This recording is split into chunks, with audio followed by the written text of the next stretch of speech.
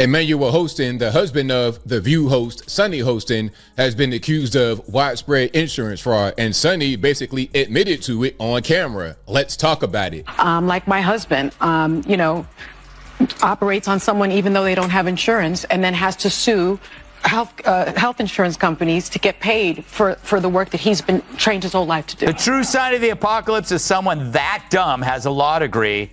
So that makes Sonny Hostin, who thinks climate change caused the solar eclipse, the dumbest of them all. Sonny Hostin just walked straight into a legal firestorm. And guess who's loving every second of it? Yep, Greg Gutfeld and Kat Timpf. And they're not holding back. They're roasting her so hard it makes Thanksgiving turkeys look undercooked. That subpoena, just the appetizer, the real feast. Her husband's $450 million fraud case. It's the scandal that won't quit. And the punchlines, let's just say, they might be richer than those alleged offshore accounts. What Gutfeld and Timpf just dropped? Yeah, it's enough to make you question your grip on reality, or at least rethink your legal team. You look tantalizing. You know, I make fun of The View a lot, but that's only because they keep talking. Because COVID also taught Sonny Hostin how to get her groceries delivered. 3 years, that's when I discovered Instacart, and I give them a big tip because they don't always pay their people well, and it's so that's been an issue, I think, for the company. But man, you can get toiletries, you can get fire logs. Fire logs? She had to tell the audience that she tips big because even she knows she sounds insufferable. Dr. Emmanuel Manny Hostin, an orthopedic surgeon and husband of The View co-host Sonny Hostin, is accused in December lawsuit fraudulently billing insurance. By the way, this is a Daily Caller story I'm reading.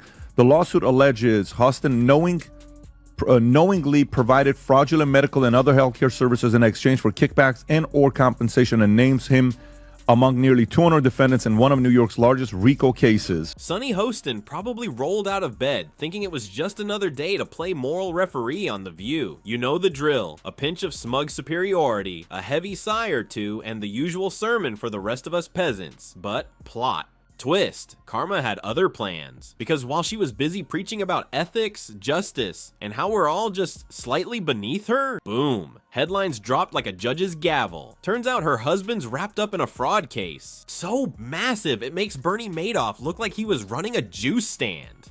And I just want to hit myself in the face so I can feel something. You know, it's like so boring. He's like, yeah, I like Instacart, but don't worry, I tip the poors. But, you know, Joy, you actually don't like Instacart, and you do like the store.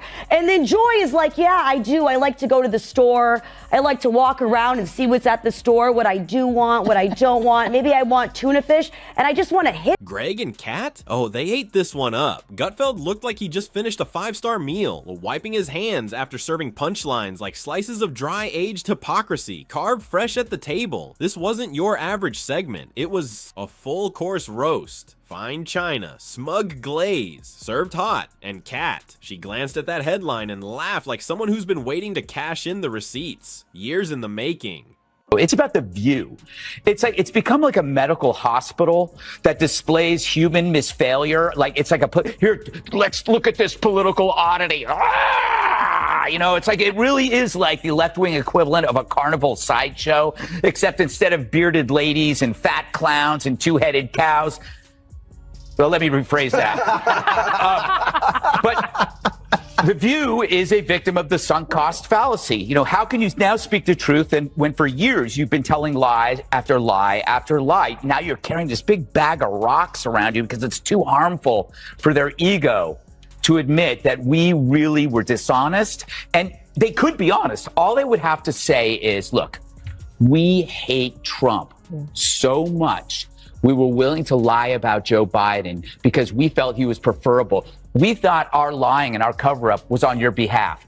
Just say that. You're still scum, but at least you're honest scum. This wasn't some shock to her. Nah, this was destiny in designer heels. She could barely hide the grin as Sonny's self-righteous glow started to fade under the spotlight of justice, revealing a crown of pure contradiction underneath. Because let's be real, what if hypocrisy had a luxury label? The View would have turned it into a global franchise. And Sunny, easily the top seller. You don't get to dish out daily monologues on ethics and corruption, then quietly slide off stage when your own house starts looking like a deleted scene from The Wolf of Wall Street. That's not how moral high ground works, Sunny. Not even close. The witch's coven finally shows me some lovin'. Yesterday on The View, yours truly was the subject of conversation. Apparently the broads have no idea who I am, or so they say. Hit it, Gladys. They said that Gutfeld talks about you all the time. Who is he? Really, who is he? I don't watch the show. He has a show. I don't watch the never show. heard of him. Yeah. I guess he's just obsessed with me. No. Next, Joy's gonna say she's never heard of carbs. Seriously, her denial of knowing me is as believable as her red hair. But obsession? I mean, come on, Joy. Where would you even get that idea? Like Joy Behar's face, it's looking worse and worse by the day. More full of crap than Joy Behar after a night of scotch and Taco Bell. Her being named Joy is like me being named ugly. Joy wasn't there on the show. Apparently Mondays are her days off when she feeds in the pasture. It now smells like a humid day inside Joy Behar's moo-moo. It felt like one of those plot holes in a bad movie. Except this time, the script was written by Karma and edited by Gutfeld's team. Greg even joked Sunny should start a new segment, allegedly yours. Hot takes from the moral high ground, while ducking subpoenas. Kat jumped in, deadpan as ever. Finally, a View storyline that's accidentally entertaining. And if laughter really is the best medicine, Kat and Greg just handed out a year's supply to anyone tired of the show's usual doom and gloom routine. But they weren't just enjoying the scandal. They were dismantling the whole self-important structure The View has built, like some overpriced IKEA bookshelf. And when it collapsed under its own contradictions, Greg and Kat didn't blink. They poured a drink and toasted to poetic justice. Extra spicy. Greg didn't just drop sarcasm when he built a sarcasm slip and slide and invited the whole country to take a ride through what was left of Sunny's credibility. He turned irony into a weapon, a tactical nuke, and casually reminded everyone, this is the same Sunny who spent years delivering moral lectures so preachy, even Catholic sermons would roll their eyes and scroll past like it's a TikTok ad. All right, Kat, did you ever see such a group? It's amazing how Joy and Whoopi became the smart ones. For me, the most shocking thing about the conversation was how truly boring it was. They're like, well, the cicadas, they're cicadas. Okay, but it was like every 100 years. No, it's every 17 years. Do you know how many Emmys this show has? 31. 31 Emmys. This show has 31. I mean, I'd hate to see the conversations that don't make headlines. Her whole moral brand, sinking faster than a View panelist trying to explain economics, without cue cards. Greg, he walked through the wreckage like a smug cat that shattered a priceless vase, then pointed at the dog. And Kat? She looked like she was thriving, watching that empire of self-righteousness crumble in real time. Didn't flinch, just leaned back with that classic half smirk that says, oh, this is gonna be good. Her disdain for The View? Thick, it could be taxed. And Sunny, she just became the latest reminder. Moral superiority doesn't come with diplomatic immunity. Kat laid it out like a failed science fair project. Observe, one woman's decades-long ethics cosplay. Crumbling the second real-world consequences show up at the window, clipboard in hand. She even roasted The View's tone, that weird combo of brunch gossip and courtroom drama, suggesting the next segment might as well be called Financials, Crimes and Finger Wagging, a beginner's guide to having it both ways. Sausage maker Johnsonville is recalling more than 42,000 pounds of pork sausage for possible contamination with plastic fibers. Fortunately, authorities were able to track all 42,000 pounds to a single location in New York City. Greg, never one to miss a moment, floated this gem. Sunny's next appearance should come with a spinning game show wheel. Today's hot topic, fraud, privilege, selective outrage. Spin the wheel and see what we're not talking about today. Backstage must have looked like a crossover episode between a soap opera and a PR meltdown, run by interns. Picture it, cue cards going up in flames, teleprompters short-circuiting from sheer cognitive dissonance, and producers whisper screaming into earpieces. For the love of ratings, someone mentioned Meghan Markle. Anything, just not the 450 or million elephant doing cartwheels through their glass house of televised morality. And let's talk about the co-hosts for a second. These are the same folks who can spot a GOP parking ticket from 6 time zones away. But when it's one of their own caught in a financial mess that smells like a Netflix doc, suddenly it's all, we're respecting her privacy. We're focusing on love and light. Translation, we've lawyered up and we're not touching this, not even with a Joy Behar monologue. Greg, of course, could barely hold it together. This scandal, like handing a flamethrower to a guy already juggling fireworks. And Kat, she looked like she was watching the season finale of her favorite reality show, except this time the fake houseplants are suing for defamation. No, I'm also not surprised that there's one part of the video from the show yesterday that you left out. Oh, really? Yeah, can we roll that, please? I don't watch the show that much, but I've seen enough. Who is that? Greg Gutfeld's one of the hosts of The Five, who, if I don't have anything nice to say, I generally don't say anything at all. I would just say this, his show should be called Kat Timpf, not Gutfeld, because she's the funny one on it.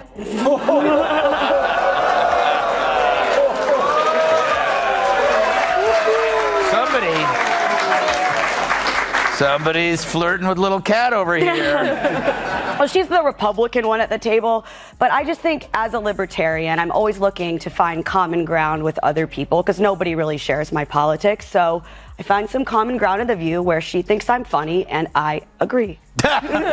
They knew this wasn't just a Sunny Hostin meltdown. This was a whole media machine tripping over its own smugness, face planting straight into a pit of recycled platitudes. While The View scrambled into damage control, Gutfeld and Kat, they flipped the sarcasm switch all the way up. Because when your show basically runs as a sanctimony factory, and one of your founding members gets caught up in a fraud case, you're not just losing credibility, you've officially lost your moral GPS. And in Sunny's case, that thing probably rerouted itself to dodge accountability BLVD and take a hard left down deflection lane. At this point, Greg and Kat weren't critiquing a talk show. They were jabbing at this bloated, gasping balloon of elite hypocrisy, just to hear the last puffs of self-righteousness wheeze out. And America? Oh, they had front row seats, popcorn in hand, waiting to see how The View would spin this. Without rewriting reality itself, Greg of course took it further. He didn't just laugh at the mess. He framed it as a full-blown masterclass in unintentional self-parody. He called out The View's favorite sermon, the weekly monologue, about how the right is corrupt, greedy, borderline evil. But now, here we are, Sunny's picture-perfect fairy tale, unraveling into a courtroom script. People have to wonder, where does Sunny Hostin get her opinions? Yeah. Like you said, and it's obviously from her husband. She has to tell her what to say on The View, because without it, she's got nothing up there. She's not very bright. But the problem with her is that she went full racist. She injected skin color into a fairly generic behavior seen in all spouses, regardless of skin color. People marry, they listen to each other, they have something in common with them, they share their political views. She just didn't want to upset her husband by saying her husband makes her do everything, and then she'd have to accuse him of being a racist.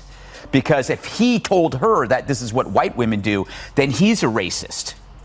And the best part? It's the scale of the alleged fraud. This wasn't a parking ticket. This wasn't a forgotten tax form. We're talking numbers so wild, Wall Street execs probably nodded in evil approval. Kat wasn't about to let that slide. She went straight for the media double standard, pointing out how The View somehow managed to breeze past their own co-host scandal. No fiery panel debate, no dramatic music, just a quiet segue to the next topic, like a $450 million fraud case with some wardrobe malfunction. Now imagine, if this had been anyone on the right, yeah, Meghan McCain would have been tied to a stake and burned live on ABC. Greg, in classic fashion, leaned right into it, said it felt like irony had packed up, moved to Manhattan, and bought VIP tickets to The View. And Kat, she landed the final blow. Sunny, radio silent, no big monologue, no soul-searching speech about truth and justice, just silence.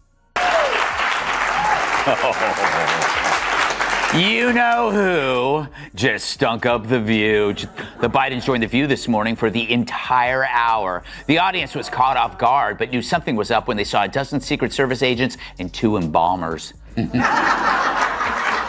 There were a few awkward moments, though, when a confused Joe asked if he could bid on the showcase. But was he surprised Kamala lost? Meanwhile, Greg cranked the sarcasm dial to 11 and practically fried the circuit. At that point, it wasn't even commentary. It was performance art, irony and tap shoes dancing all over Sonny's sanctimony. A GoFundMe for legal fees? Please? Too obvious. Greg had a better idea, a nationwide popcorn fund. Because let's be honest, this scandal had all the drama of a blockbuster, and the public deserved snacks with their front row seats. And just when you thought the roast was done, Greg turned the flame up. Sonny's next move? Forget law, forget TV. At this point, she should land a book deal, a masterclass in contradiction. Because this wasn't just hypocrisy leaking out, it was slow roasted. Here's someone who built an entire public image around legal wisdom and moral superiority, all while living in a house with more plot twists than a Shyamalan script. And The View's response? A group hug and selective memory loss. Because accountability, well, much like common sense, is in very short supply over there. Kat, of course, didn't let it slide. She reminded everyone these are the same folks who once turned a conservative's minor gaffe into a week-long ethics seminar. Amazing. Oh. That's not what I read. The true sign of the apocalypse is someone that dumb has a law degree. Worse, if your name has the word sun in it, there's no excuse for not knowing how an eclipse works. But it's no surprise that Joy is the one who understands science. She's been on the science diet for years.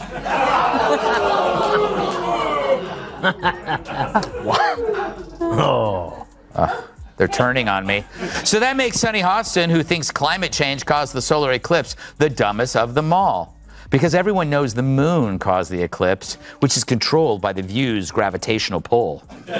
But 450 million? Sure. Let's pivot back to Fashion Week. That was Kat's joke, and honestly, it landed. She even floated a new title for the show, The Skew, because that's what it does. Bends every uncomfortable truth into a cozy roundtable of eye rolls and softball questions. Then Greg, always the showman, dropped the closer. Imagine if he or Kat were even remotely tied to a fraud case that size. They'd be canceled faster than Joy Behar, forgetting to let someone finish a sentence. The double standard wasn't just showing. It was doing flips down Broadway. And let's not pretend this is The View's first scandal. That place is a magnet for public blunders, always gift wrapped in righteousness. But this one didn't just take the cake. It baked it in irony and served it on a silver tray labeled Schadenfreude. Greg and Kat didn't just enjoy it, they turned it into a 6-course roast, served with a side of "we told you so." But what made it hit hardest? It wasn't the volume, it was the precision. No yelling, no theatrics, just cold, clean exposure of the absurdity. A so-called moral authority caught in the very web she spent years warning the rest of us about. Kat, how many co-hosts has The View had since it first started? I've lost count. I don't know any of these people. No, that's because they don't stick around long enough. There have been 17 since 1997. That's a lot. That's because they're women. Oh, really? Their hormones, they're changing their minds. I don't want to work here. Yes, I do. That's why. Women are always changing jobs every day. Wow, I just quit. Direct mail to Catherine Timpf.